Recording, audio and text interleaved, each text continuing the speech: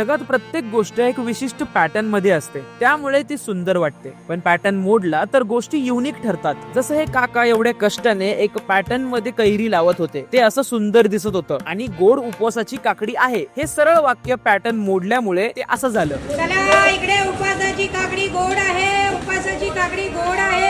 आणि हा युनिक आवाज आता लक्षात राहील. 1886 मध्ये गॉथिक पॅटर्न मध्ये बांधलेली ही महात्मा फुले भाजी मंडई पुण्याचे अट्रॅक्शन आहेच, पण 1968 मध्ये त्या मंडई शेजारीच वरती शेड नसलेली नवीन बांधलेली ही मंडई युनिक आहे. आणि आज मंडईत फिरत असताना अजून एक विशिष्ट पॅटर्न रिअलाइज झाला. मंडईमध्ये सगळ्या प्रकारच्या भाज्या आणि सगळ्या प्रकारचे फोटोग्राफर्स आहेत. प्री वेडिंग वाले पण आहेत, स्ट्रीट वाले पण आहेत, कन्सेप्च्युअल वाले पण येतात कधी कधी.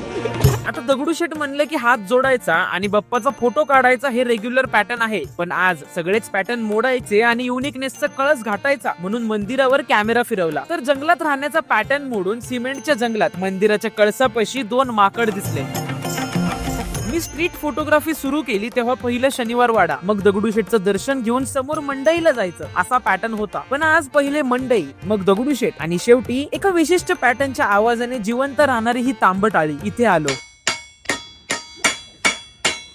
तर ह्या तांब्याच्या भांड्याला ठोकून असे पॅटर्न्स का करतात? गरज का म्हणून नसते बरं? हे आपलं परत काळ पडणार नाही. तुम्ही जसं जसं वापराल ती लाल पडत जाणार. आणि हे असं जर वापरलं एक 15 दिवसांनी थोडं थोडं काळ पडत जाते.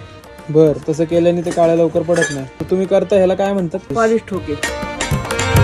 अच्छा, म्हणजे ठराविक गोष्टी पॅटर्न प्रमाणे नाही झाल्या तर युनिकपणे खराब पण होतात.